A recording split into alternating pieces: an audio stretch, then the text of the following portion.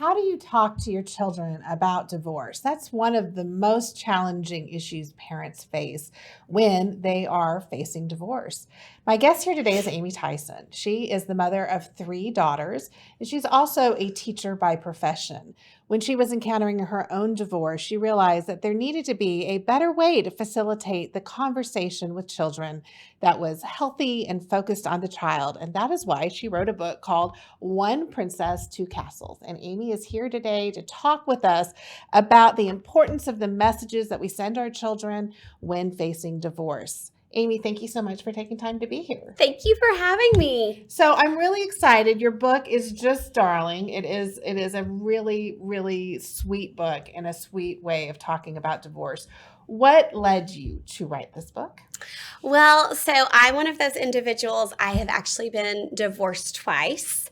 And when I went through my first divorce back in 2008, I only had two daughters at the time who were 4.5 and 7.5. And my main concern back then was how on earth was I going to tell them, because they were my world. And I so desperately wanted to get it right. And at the time, I reached out to my church that I went to, and they loaned me a book to read to my daughters. And I remember having their dad meet us at a park, and we went off in a treat area. And I read my little girls this book. And they obviously hated the day, because no child is going to embrace that day with excitement. But to make matters worse, they hated the book, and I was not able to soften that blow. So years and years later, I am then walking through a second divorce. And there's double the pressure on me as a parent, because I felt like double the failure because I was going through divorce number 2.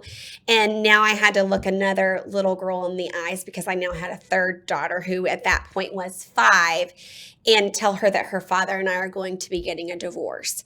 And at this point, my 2 oldest daughters, who were so little when I had told them so many years ago, who had been 4.5 and 7.5, at this point were now almost out of high school and entering high school, still very much remembered that day and still very much remembered that book, all with very negative emotions.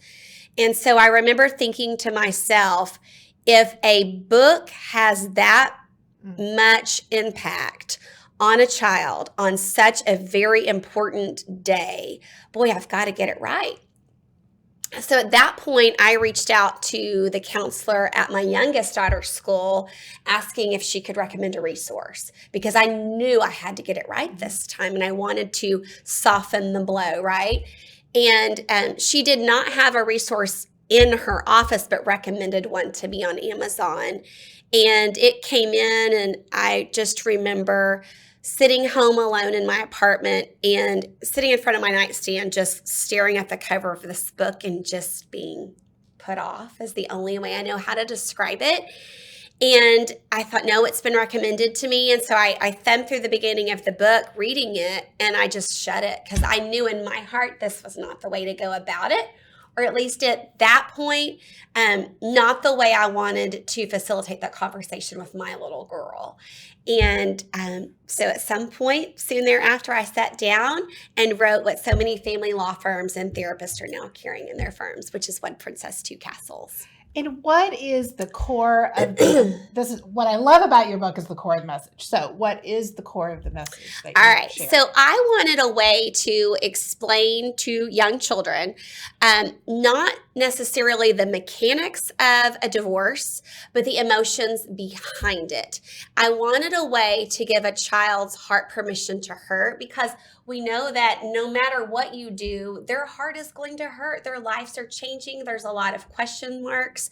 But I also wanted a way to give that child's heart an unapologetic permission to feel very excited about spending time with both parents. Because at the end of the day, regardless of what is happening, that is still that person's father and still that person's mother, or that child's mother.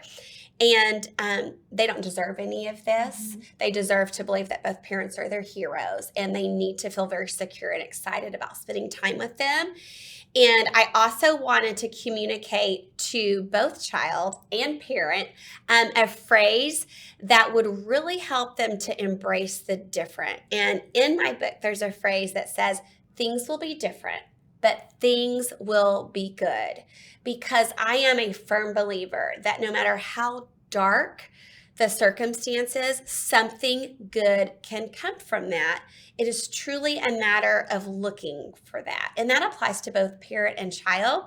And I want them to realize that just because it's different doesn't mean it's bad. That there are many things that are different that are still very, very good. Well, I think that's a really important life lesson overall because, so often when we're facing a change, just the fact that it's a change is what is scary because it's the unknown. Right. But oftentimes, if we look for the good, we will find the good in the change. And I think helping the parents as well as the children kind of put the focus on all the good things that will happen. Right. Is such an important message. Who is your book designed for? Obviously, we can tell it's it's structured, or it's got a little princess on the front, and it's talking about princess. But really, who is the book designed for, and who will benefit from the book? That's a great question, and I get that a lot. So, number one, it's targeted for children ages 4 to 9. I will tell you that a 3-year-old that is read to a lot could definitely still benefit from this book. All 3 of my girls were immersed in books from early on, so they would have been fine. I will also tell you that, I get the question, okay, does this book apply to both boys and girls? And I will tell you, yes. 2 reasons. So number one, as an educator, there's a book series that we often read to younger students, and the main character is a girl in the story, but the boy students love it just as much as the girls. And there is nothing that this princess does in our book or my book that a little boy would not typically do. It's not gender specific. She rides roller coasters. She does crafts. She reads books. All the things that typically both genders do. So it's definitely not gender specific. And I have gotten feedback from another family law firm that has said, absolutely, it does apply to both boys and girls. And I just really believe that wholeheartedly that this book, One Princess, Two Castles, that I've written, gives so many children. I mean, we are talking about a massive population out there, a character that they can actually identify with who has been through a difficult time and has come through on the other side. Mm-hmm. So your children, that it's not necessarily even just the ones that are going through like a SAPSR case or a divorce case.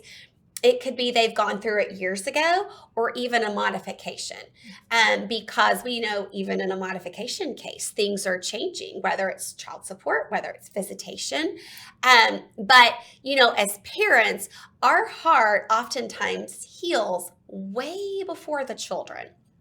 And that's always going to be a little spot in their heart. So if they have this book to refer back to about, there is good things that come from this, I just think that it's so healthy. I got a message from a single father last year who had been divorced for many years. And he said, Amy, every time my 2nd grade daughter is coming to my house, she is pulling out this book and reading it. And that's when it hit me. It just really resonates in these children's hearts, a message of hope that they really do need as these years go by. And, one of the things that people worry about is the impact of divorce on children. And one of the things we've learned from the mental health professionals, and that I've had the opportunity to see in my own practice, is that divorce is a transition, and transition is hard, like any transition. But, the destruction of divorce comes from the conflict. It comes from the bad mouthing the parents, allowing the children to, really feel the contempt and disdain that parents have for each other. And that's why I think your book does such a good job of reminding us of the importance of the message that the child gets to love both parents, and really inviting the child to foster that. I think your book is lovely, and it's such a good reminder, just as the adults, that are leading the child through the divorce process. Oh, thank you. Well, I really do believe wholeheartedly that part of loving your child is helping them to love the other parent. Because here's the deal. I mean, as a parent, you made the choice to have a child with this person. And like it or not, that is their parent for the rest of their lives. And the sooner you can embrace helping your child facilitate a relationship with them, the better it's going to be. Exactly. So let me ask you this, do you have any sequels coming up for the book, maybe? Or what's coming down the road for you? Okay, so I have written other books, but it's very expensive to publish and print. So I have several other ready to go that are actually already completely written. I just have to get them illustrated. And then I have an adult book in the works, and then something to go along with One Princess, Two Castles I've been working on, but it takes the funding to be able to do that. And so I'm just walking in faith that at some point that's going to happen. And you're very active in the community. I mean, I think I just recently saw you're going to be leading a class. Yes. So tell us a little bit about that. Yes. Okay. So I am a woman of faith. So I am the Christian woman that's been divorced twice. And you know what? It does happen. And I have a huge heart for single parents, single mothers, single fathers, and their children. I mean, I just do. And I go to Fellowship Church Frisco. And so I approached them and let them know that I really do feel there's a huge need for a class for single parents to connect and to walk through this journey. It's great having your married friends. I mean, I have lots of those, right? But there is something about having friends that are single parents and you are going through this journey together, because it takes a lot of work. It really, really does. And then to also walk that journey of leading well in your faith with your children. And my book does not talk about faith in it, but I am not afraid to ever say that I am a woman that loves the Lord. And so, I'm going to start helping lead a Connect class, or I am going to be the leader of a Connect class for single parents at Fellowship Church Frisco on Sunday mornings. That is excellent. I think you are a wonderful witness of taking the situation that you didn't envision, that you didn't, hope for or dream for, in a divorce, but taking that and really turning it into a blessing for so many people. Oh, thank you. I really do feel like, although I am an educator, I do feel like my God-given purpose is to help the broken to look for their blessings and to truly find happiness in their heartache. Yeah. And I think the work that you're doing is so important and benefits so many families. Where can people find a copy of your book? The best place to buy my book is on my website. It's happinessintheheartache.com. And I also have a little blog on Facebook and Instagram, Happiness in the Heartache. Excellent.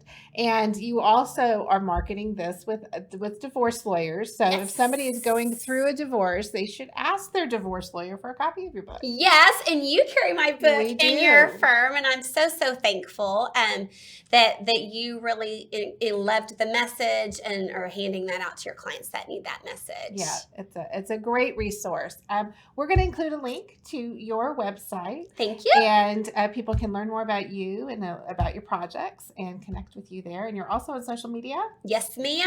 I'm on Facebook, Instagram, LinkedIn is the most easiest way to find Excellent. me.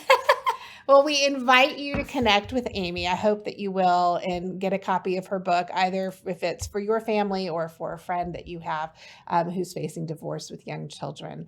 And we would love to provide you a copy. So if you want to follow up with us, we were happy to connect with you and do so. Please go ahead and subscribe to our channel so you can stay tuned for future episodes.